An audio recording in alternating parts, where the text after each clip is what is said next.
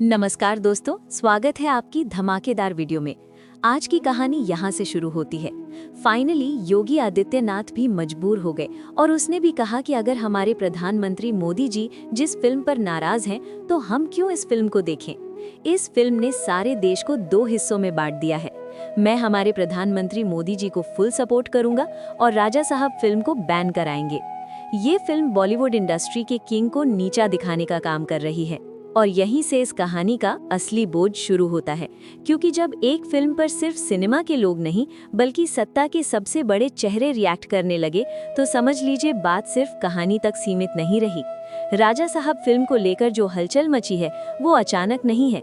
ये धीरे धीरे तैयार की गई एक ऐसी जमीन है जहां हर शब्द का मतलब है और हर सीन को एक संदेश माना जा रहा है।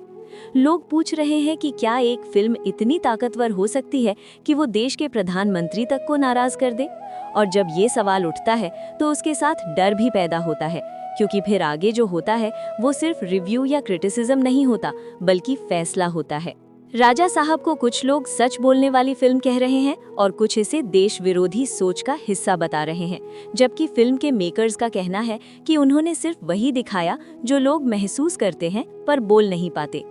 जब आवाज स्क्रीन से सड़कों तक पहुंचती है तो फिर उसे रोकने की कोशिश होती है और यहीं से बैन की बात शुरू होती है।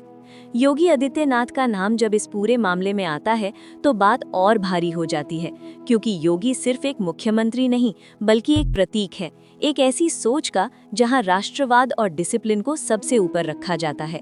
और जब ऐसे नेता के मुंह से ये संकेत मिले कि वो प्रधानमंत्री मोदी जी के साथ खड़े हैं तो फिर इंडस्ट्री को समझ आने लगता है कि हवा किस दिशा में बह रही है।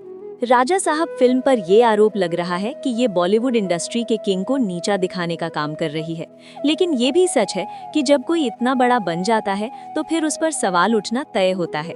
लेकिन यहाँ सवाल उठाना और नीचा दिखाने के बीच की रेखा बहुत पतली हो चुकी है। सपोर्टर्स कह रहे हैं कि ये फिल्म एक सोची समझी साजिश है जो पब्लिक के दिमाग में जहर भर रही है और किंग की इमेज को तोड़ने का काम कर रही है, जबकि दूसरी तरफ ये कहा